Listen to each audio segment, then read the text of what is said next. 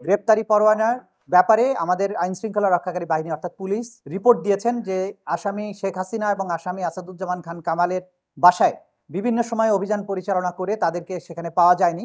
তারা রিপোর্ট দিয়েছেন আরও যে বিভিন্ন সামাজিক যোগাযোগ মাধ্যম এবং পত্রপত্রিকার রিপোর্ট থেকে তারা জানতে পেরেছেন যে এই আসামিদ্বয় গ্রেপ্তার এড়ানোর জন্য বর্তমানে ভারতে পলাতক অবস্থায় রয়েছেন। তাদেরকে পরবর্তীতে গ্রেপ্তার করা সম্ভব হলে আদালতে সোপর্দ করবে। এই রিপোর্ট আসার প্রেক্ষিতে আমাদের ট্রাইব্যুনালের যে আইন আছে, ট্রাইব্যুনালের জন্য যে রুলস অফ প্রসিডিওর আছে, সেই প্রসিডিওর অনুযায়ী যেহেতু গ্রেপ্তার তাদেরকে করা যায়নি, সে কারণে আদালত আগামী 1 সপ্তাহের মধ্যে তাদেরকে হাজির হওয়ার জন্য, অর্থাৎ এই আসামি শেখ হাসিনা এবং আসাদুজ্জামান খান কামালকে আগামী 1 সপ্তাহের মধ্যে হাজির হওয়ার জন্য নির্দেশনা দিয়ে আদালতের এই আদেশটি দুটো বাংলাদেশের বহুল প্রচারিত পত্রিকায় বিজ্ঞপ্তি দেওয়ার জন্য আদেশ দিয়েছেন এবং এই বিজ্ঞপ্তি অনুযায়ী তারা যাতে হাজির হন আগামী 24শে জুন তাদেরকে সেই বিজ্ঞপ্তির মাধ্যমে জানিয়ে দেওয়া হবে 24শে জুনের মধ্যে তারা যাতে এই আদালতে এসে হাজির হয়ে এই বিচার প্রক্রিয়া মোকাবেলা করেন। এই পত্রিকায় বিজ্ঞপ্তি প্রকাশের পরেও আসামিরা আদালতে উপস্থিত না হন তাহলে আদালত তাদের অনুপস্থিতিতে বিচারের রাস্তায় অগ্রসর হবেন, সেটা আমাদের আইনের সুনির্দিষ্টভাবে বর্ণনা করা আছে।